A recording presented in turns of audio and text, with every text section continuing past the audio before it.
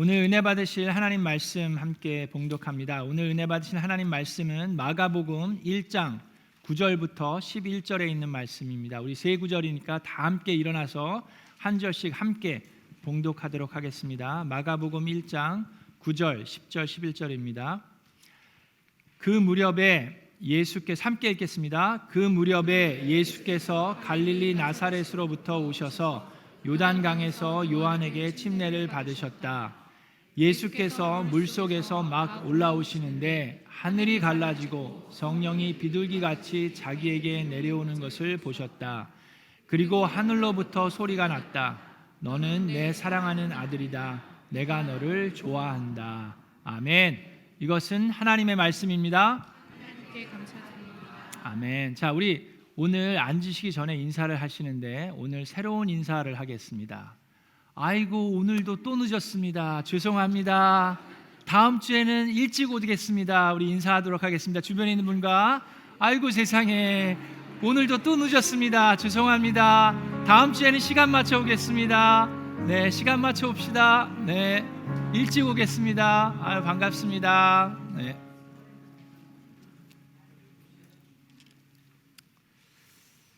자, 여러분, 우리는 구약을 마치고 신약으로 들어가면서 예수님에 대해서 지금 계속해서 배우고 있습니다.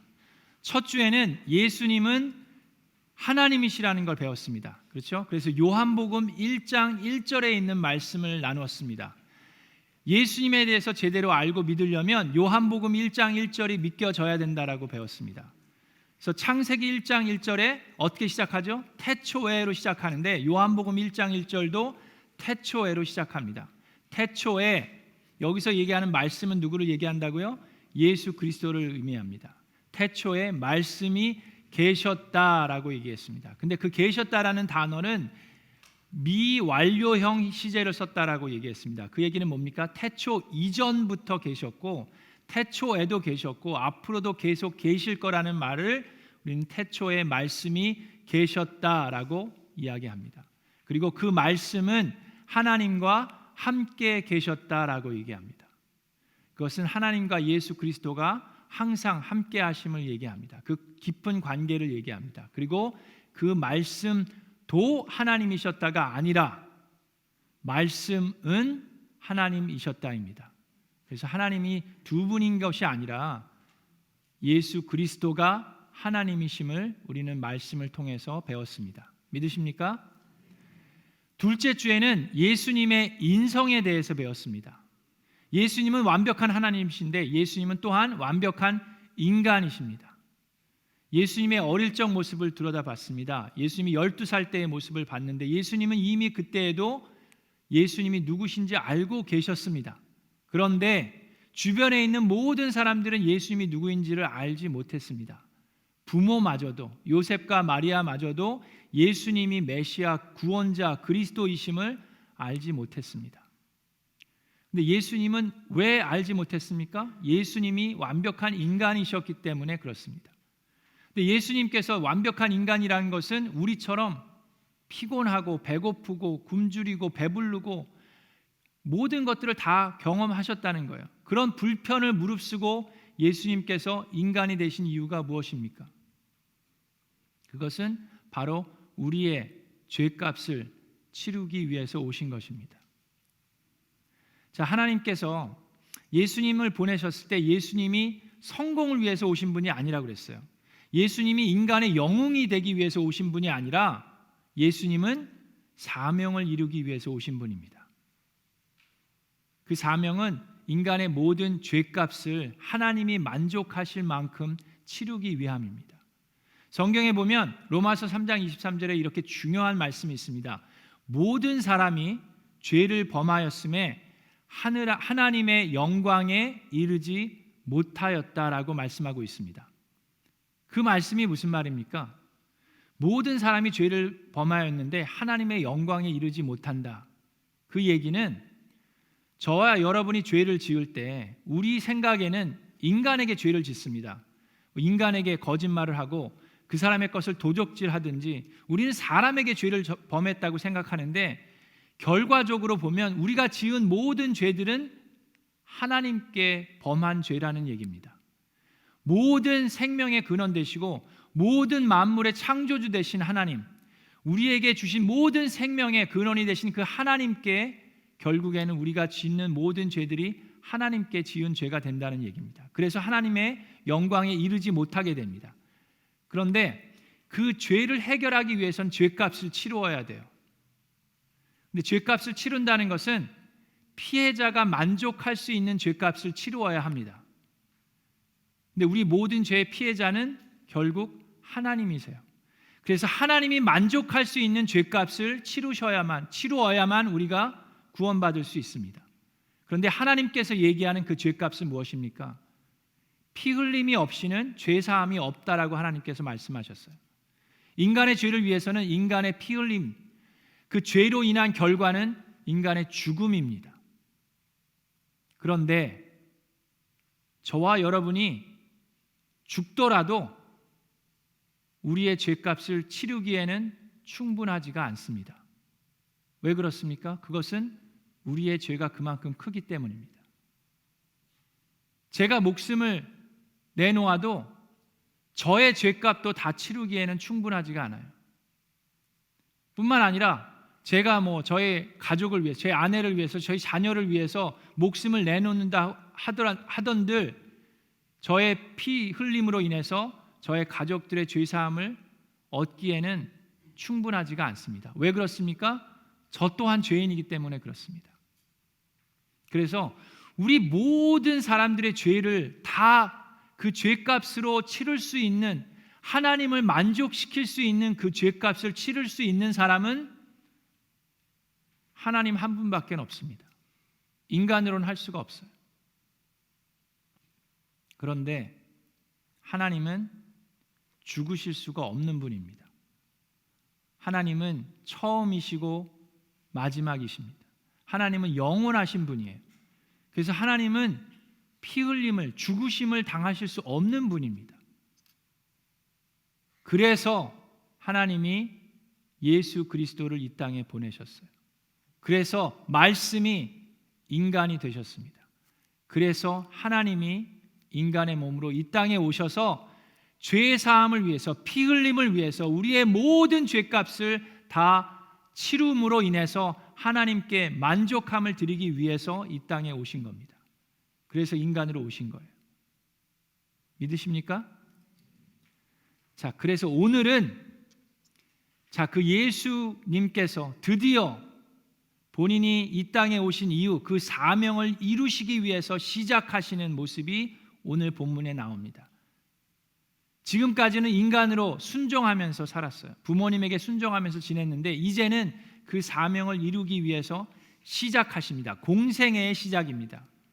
하나님의 사명의 시작을 예수님께서는 침례를 받으심으로 시작하십니다. 그래서 예수님께서 침례 요한에게 찾아가십니다.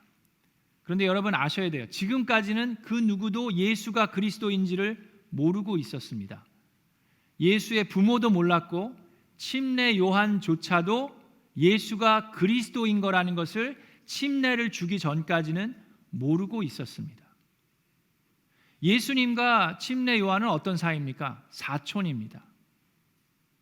그래서 충분히 만났었을 거예요. 그런데 예수님은 갈릴리, 이스라엘 북쪽 지방에서 자라셨고 침례 요한은 남쪽에서 침례를 주면서 생활했습니다. 예수님께서 침례 요한을 찾아갔습니다. 여러분, 침례 요한은 구약의 마지막 예언자라고 생각하시면 됩니다. 신약의 처음 예언자가 아니라 구약의 마지막 예언자입니다. 자, 구약이 어떻게 끝났습니까? 우리가 느헤미야 사건을 배웠고 그 다음에 말라기서의 심판의 날, 주님의 날을 예언함으로 구약이 마무리됩니다. 그리고 400년 동안 하나님께서는 잠잠하셨어요. 어떠한 예언자도 나타나지 않았습니다. 400년이 지난 다음에 침례 요한이 등장합니다. 그 또한 사명을 가지고 이 땅에 태어나게 됐는데 그의 사명은 무엇입니까? 바로 메시아, 구원자를 준비하는, 그의 길을 예비하는 자였습니다. 그는 예언하기 시작했습니다. 그래서 그의 예언은 구약의 마지막 예언자입니다. 그리고 예수님이 등장하고 예수님이 침례를 받으시고 사역을 시작하시면서 십자가를 지시고 부활하면서 이제 신약이 시작이 됩니다. 자, 침례 요한도 얘기합니다. 예수님께서 나타나셨을 때 요한복음 1장에 그 말씀이 있는데, 예수님께서 나타나셨을 때, 자, 요한복음 1장은 침례 요한이 쓴 것이 아니라 누가 썼다고요? 사도 요한이 썼습니다. 사도 요한이 침례 요한과 예수님이 만나는 장면을 1장에 설명하고 있습니다. 자, 그런데 여기 보면 침례 요한도 예수님이 누구인지를 몰랐다라고 고백합니다. 자, 다음날 요한은 예수께서 자기에게 오시는 것을 보고 말합니다. 보시오, 세상 죄를 지고 가는 하나님의 어린 양입니다. 내가 전에 말하기를 내 뒤에 한 분이 오실 터인데 그분은 나보다 먼저 계시기에 나보다 앞서신 분입니다. 한 적이 있습니다. 그분은 이분을 두고 한 말입니다 라고 얘기합니다. 그러면서 31절에 이렇게 보면 그냥 한눈에 다 알아봤을 거라고 생각을 하는데, 이것은 침례가 이루고 난 다음에 기록한 거예요. 자, 나도 31절에 이분을 알지 못하였습니다. 내가 와서 물로 침례를 주는 것은 이분을 이스라엘에게 알리려고 하는 것입니다. 또 요한이 또 증언하여 말하였습니다. 나는 성령이 비둘기같이 하늘에서 내려와서 이분 위에 머무는 것을 보았습니다. 나도 이분을 몰랐습니다. 33절에 그러나 나를 보내어 물로 침례를 주게 하신 분이 나에게 말씀하시기를 성령이 어떤 사람 위에 내려와서 머무는 것을 보거든 그가 바로 성령으로 침례를 주시는 분임을 알아라 하셨습니다. 그런데 나는 그것을 보았습니다. 그래서 나는 이분이 하나님의 아들이라고 증언하였습니다 라고 침례 요한이 고백합니다. 자, 여러분, 우리가 중요한 것을 알아야 합니다. 예수 그리스도를 믿기 위해서 중요한 것을 알아야 하는데, 예수님이 지금 이제 사역을 시작하시기 위해서, 그 사명을 이루기 위해서 처음 시작하실 때 침례를 받으셨는데, 예수님이 왜 침례를 받으셨는지 아는 것이 필요합니다. 자, 첫 번째 이유는 예수가 그리스도임을 드러내기 위해서 침례를 받으셨습니다. 자, 예수는 이름이에요. 그리스도는 타이틀입니다. 자, 예수는 여호와는 구원자이시다라는 뜻을 가지고 있는 이름입니다. 예수로 평생 자랐어요. 그 당시에 그렇게 아주 드문 이름이 아닙니다. 흔한 이름이에요. 지금도 예수라는 이름은 많이 있습니다. 자, 그런데 예수로만 자라시다가 이제 침례를 받으심으로 인해서 내가 누구인지 하나님, 예수님께서는 드러내시는 겁니다. 그리스도는 무슨 뜻입니까? 기름 부음 받은 자라는 뜻이에요. 바로 메시아를 얘기합니다. 메시아와 그리스도는 같은 의미를 가지고 있어요.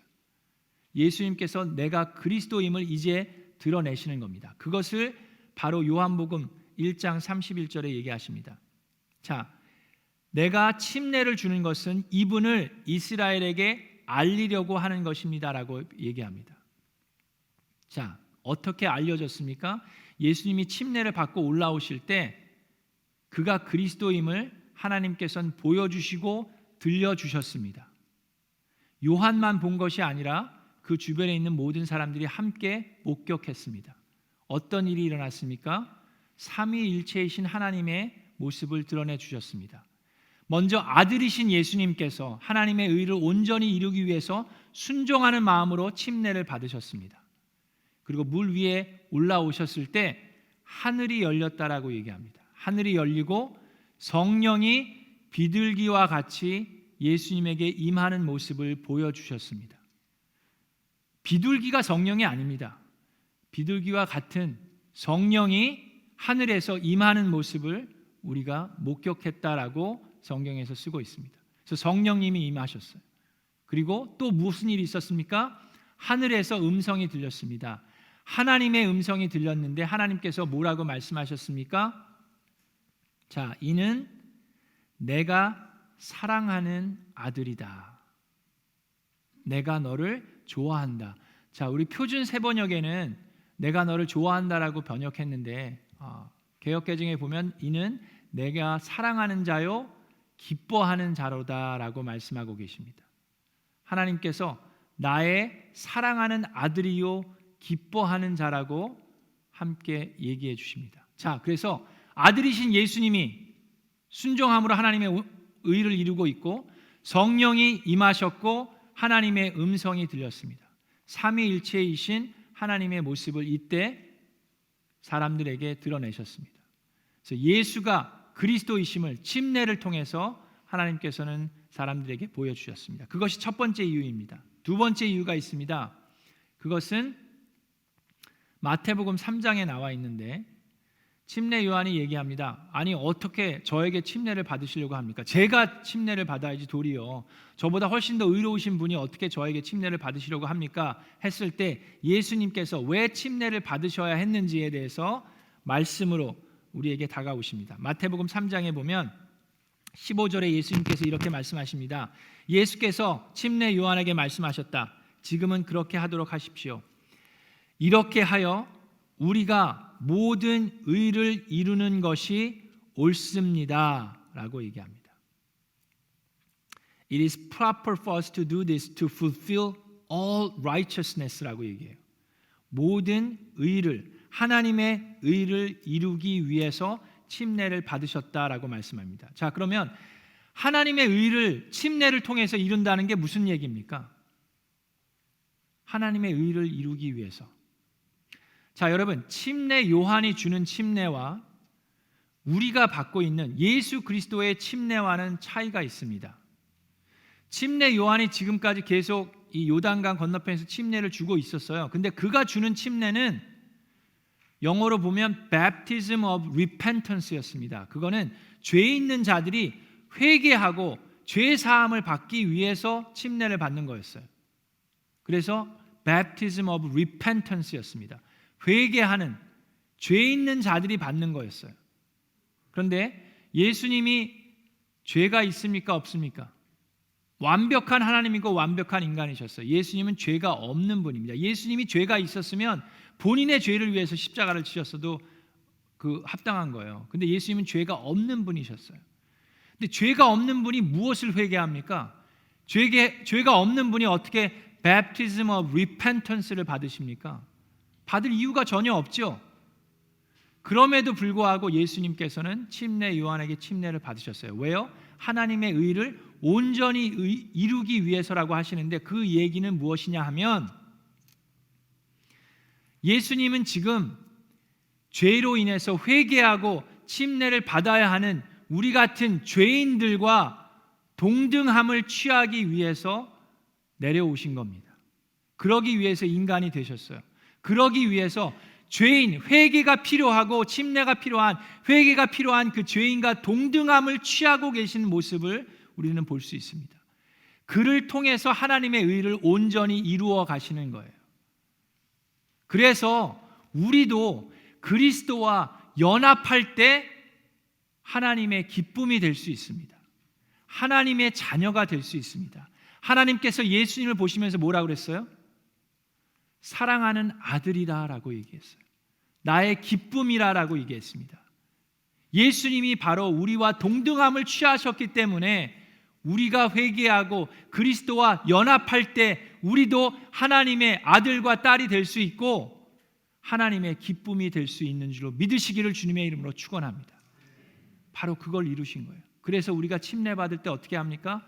성부와 성자와 성령의 이름으로 침례를 받습니다. 그를 통해서 그리스도와 연합할 수 있는 거예요. 여러분, 침례는 그냥 받아도 되고 안 받아도 그만인 것이 아닙니다. 하나님께서 말씀하십니다. 침례를 통해서 우리가 그리스도와 연합한다라고 말씀하십니다. 골로새서 2장 12절에 이런 말씀을 하십니다. 여러분은 침례로, 무엇으로? 침례로 그리스도와 함께 묻혔고 또한 그분을 죽은 사람들 가운데서 살리신 하나님의 능력을 믿는 믿음으로 그리스도 안에서 그리스도와 함께 살아났습니다. 아멘. 로마서 6장 4절에 이렇게 말씀하십니다. 그러므로 우리는 침례를 통하여 그의 죽으심과 연합함으로써 그와 함께 묻혔던 것입니다. 그것은 그리스도께서 아버지의 영광으로 말미암아 죽은 사람들 가운데서 살아나신 것과 같이 우리도 또한 새 생명 안에서 살아나기 위함입니다 라고 얘기하십니다. 그래서 한마디로 침례는 우리 내적에서 이루어지는 그 변화를 외적으로 표현하는 것입니다. 예수 그리스도와 함께 그 구원을 받는 거예요. 침례가 우리에게 주는 세 가지의 중요한 의미가 있습니다. 자, 예수님이 왜 침례를 받으셨는지 두 가지를 배웠어요. 첫 번째가 뭐라고요? 예수가 그리스도이심을 드러내기 위해서. 두 번째가 뭐라고요? 하나님의 온전한 뜻을 이루기 위해서, 의를 이루기 위해서. 그 얘기는 우리와 동등함을 취하신 것을 드러내신 거예요. 자, 우리가 받는 침례의 중요한 의미가 세 가지가 있습니다. 첫 번째 의미는 죽음을 의미합니다. 우리는 그리스도와 함께 그 죽음을 체험하는 거예요. 우리는 침례를 너무 가볍게 생각할 수 있습니다. 예수님을 영접한다는 것을 너무 가볍게 생각할 수 있어요. 그러나 침례의 의미는, 첫 번째 의미는 죽음을 의미합니다. 여러분, 뉴질랜드 가보셨어요? 저는 안 가봤는데 뉴질랜드 가까이에 여러 가지 섬들이 있습니다. 근데 그 섬에 솔로몬 섬이라는 데가 있는데 거기 원주민 피지 족속들이 있습니다. 그 피지 원주민들에게 선교를 하셨던 선교사님이 거기서 예수님을 전하고 예수님을 영접한 사람들을 이제 침례를 주실 때 항상 그 섬에 있는 킬링스톤이라는 그 바위 옆에서 침례를 주셨대요.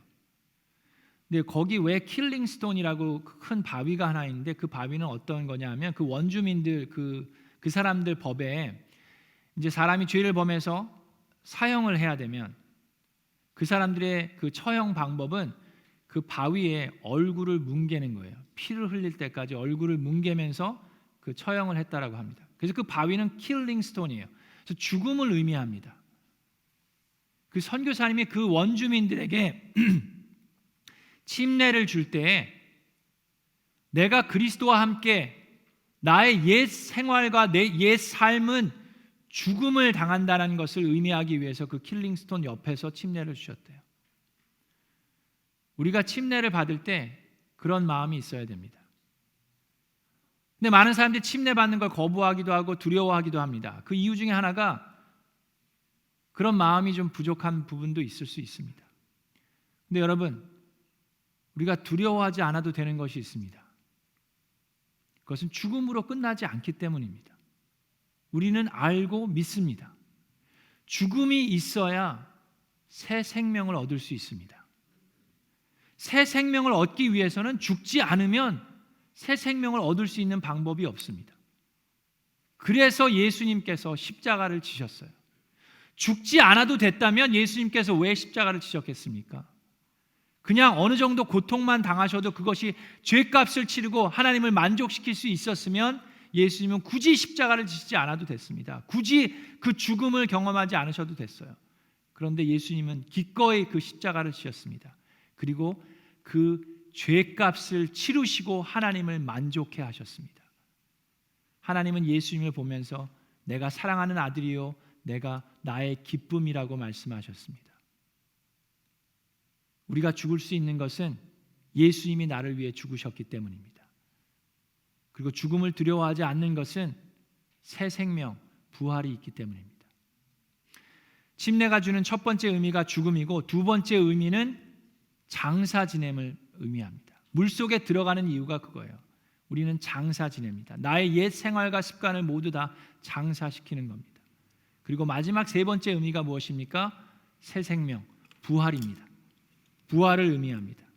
예수 그리스도가 부활했듯이 나 또한 새 생명을 얻고 하나님의 자녀로서 하나님의 아들로 하나님의 딸로 천국의 소망을 가지고 그 기쁨 가운데 거하면서 살아갈 수 있는 그것을 침례가 의미하고 있습니다. 그래서 여러분, 침례는 말씀을 받아들이고 예수님을 영접하면 곧바로 받는 것이 정상입니다. 초대교회의 모습을 보면 사도행전 2장에도 초대교회에서 사도행전 2장 41절에 그 말씀을 받아들인 사람들은 침례를 받았다라고 얘기하고 초대교회 성도들이 날로 늘어갔다라고 성경에서 기록하고 있습니다. 사도행전 8장에 빌립은 에디오피아 내시에게 복음을 전합니다.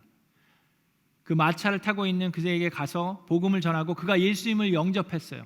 말씀을 이해하고 이제 믿고 예수님을 영접했을 때 바로 그 자리에서 저기 저 물이 보이는데 여기서 바로 침례를 받음에 무슨 꺼리낌이 있느냐 하고 빌립이 내려가서 그 이디오피아 내시에게 그 자리에서 침례를 주었습니다.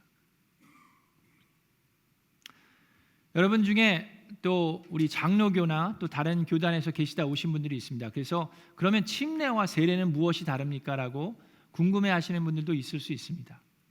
쉽게 설명해 드리면 세례는 침례의 약식입니다. 병든 자들을 위해서 또는 물을 이렇게 침수 침례하기까지 물이 귀한 곳에서 약식으로 세례를 주기 시작했습니다. 그런데 그것이 진화되고 이렇게 변화되면서 복음의 변질이 일어나기 시작한 것도 있습니다. 어느 교회에서는 이제는 세례가 어린 아이들이 갓난 아이일 때 목숨을 잃으니까 이 아이들의 구원을 위해서 세례를 주기 시작하면서 세례 또한 세례를 받음으로 구원을 받는 것처럼 변질된 복음을 전하는 교회들도 있었습니다. 지금은 그런 교회들이 많이 없지만, 자, 여러분, 우리가 확실히 알아야 합니다. 세례를 받음으로 인해서 구원을 받는 것이 아니라 구원을 받았기 때문에 침례를 받는 것입니다. 세례를 받음으로 구원을 받는 것이 아니라 구원을 받았기 때문에 침례를 받는 것입니다. 믿으십니까? 자, 그래서 침례는 옛 삶에 대한 죽음이고 옛 사람을 장사시키는 것이고 그리스도 안에서 새 삶으로의 부활을 의미합니다. 제가 말씀 묵상하면서 인터넷에서 이 침례의 간증을 좀 찾아봤습니다. 우리 교회도 침례 받으시고 간증한 그 간증문들을 잘 보관하고 있습니다. 한 분의 간증을 제가 읽어드리기 원합니다. 어제 드디어 기다리던 침례를 받았습니다. 한마디로 완전히 망가진 침례식이었습니다. 침례식 때 많은 사람이 눈물을 흘린다고 집사님이 말했는데 나는 안 그럴 거라고 말한 것이 너무 부끄러웠습니다. 침례를 받는 그 좋은 날 왜 우냐고. 그런데 내가 그렇게 심하게 망가질 줄은 정말 몰랐습니다. 나는 원래 마이크 체질로 통했습니다. 학창 시절에는 운동장에 모인 학우들이 내 한마디에 웃고 내 한마디에 감동을 받곤 했습니다. 침례 받기 전날 밤 나는 5분에 맞춘 간증을 서너 번 읽고 연습했고 한국에 전화해서 아내에게 들려주기도 했습니다. 아내는 너무 감동적이라고, 나는 정말 남편 잘 만난 것 같다고 그랬습니다. 드디어 목사님이 내 머리에 손을 얹고 침례식이 시작되었습니다. 이제 시작이다 하며 마음을 굳게 먹고 있는데 물속에 내가 들어가는 순간 감정이 북받쳐서 눈물이 왈칵 쏟아졌습니다. 물로 죄를 씻는 형식을 취한다고 했는데 그건 단순한 형식이 아니었습니다. 자리에 돌아와 앉았는데도 눈물이 멈추지 않았습니다. 이 자리에 오기까지 왜 그렇게 힘들었고 왜 오래 걸렸을까? 결국 이렇게 될 것을 뭐가 잘났다고 그렇게 버텼을까? 사람들을 펑펑 울리겠다고 자신하던 나는 온데간데 없어졌고 죄를 용서받고 눈물 흘리는 초라한 나만 남아 있었습니다. 내가 흘린 눈물에는 과거에 대한 서러움도 담겨 있었던 것 같습니다. 그리고 이제 죄를 용서받고 든든한 하나님 세계로 들어간다는 격한 행복의 눈물이 났습니다. 하나님은 멋지게 간증하겠다는 나의 교만함도 여지없이 무너뜨리셨습니다. 하나님은 잔머리 굴리는 교만한 나를 원하시지 않은 것 같습니다. 그래도 나는 나의 그 진심을 하나님이 들으셨으니 만족하고 행복합니다. 여러분, 침례를 통해서 우리는 그리스도와 연합합니다. 그리고 그리스도와 연합함으로 우리도 하나님의 자녀가 됨을, 또 하나님의 기쁨이 됨을 우리는 확신하면서 살아갈 수 있습니다.